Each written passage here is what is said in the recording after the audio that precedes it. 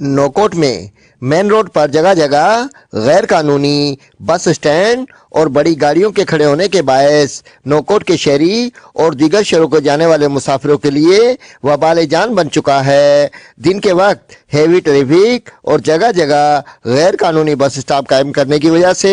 थरपारकर बनीन फजलोमड़ो जाने वाली ट्रैफिक के बायस रोड बंद हो जाते हैं, जिसकी वजह से शहरी परेशान हैं, जबकि स्कूल के तुलबा और तालबात भी ट्रैफिक की बेहंगम भीड़ और वक्त पर स्कूल ना पहुंचने के बायस उन्हें सख्त दुश्वारियों का सामना करना पड़ता है।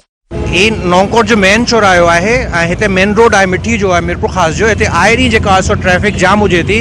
इहो ई सबबु जेको आहे सो ट्रैफिक वारनि जी जेको सो नाअहली आहे या चइजे थी नाअहली, छो त हिते जेको आहे सो वॾा जेके सेठ आहिनि, नाम निहाज़ सेठ आहिनि, उन्हनि जा हिते जेको आहे सो लोडर अची बीहंदा आहिनि ऐं आए ॾींहुं जेको आहे सो